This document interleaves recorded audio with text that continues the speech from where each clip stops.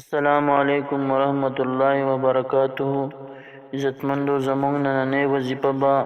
د زړه د مایله کولو قابو کولو په باره کې وي.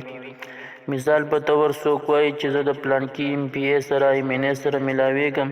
او هغه موږ له ټایم نه راکوي او هغه ملاویږي نو یا داسې یو کس دی چې هغه په غټه عهده باندې دی او هغه ته مونږ بار بار وینا کړې ده، بار بار ورسره چې کوم دی مونږ رابطه کړې ده او هغه مونږ له ټایم نه راکوي، مونږ سره ملاویږي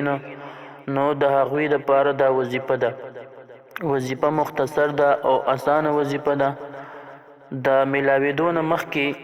یعنی چا سره چې ملاویږي د هغې نه مخکې به یا عزیزو یا عزیزو یا عزیزو 41 مرتبه ووي او د هغه کس طرف ته به چف کی او کله چې د هغه سره ملاقات کې د ملاقات نه ملاویدو نه مخکې به یو ځل ووي یا عزیزو او د لاس په دې تلی باندې به چف کی. خو کله چې هغه ته لاس ورکړي، لاس سره ملو کې، نو الله جل شانه به د دې په برکت سره د هغه زړه نرم کی، د هغه زړه به ستا طرف ته مایل شي او ستا خبره په توجه سره ووري.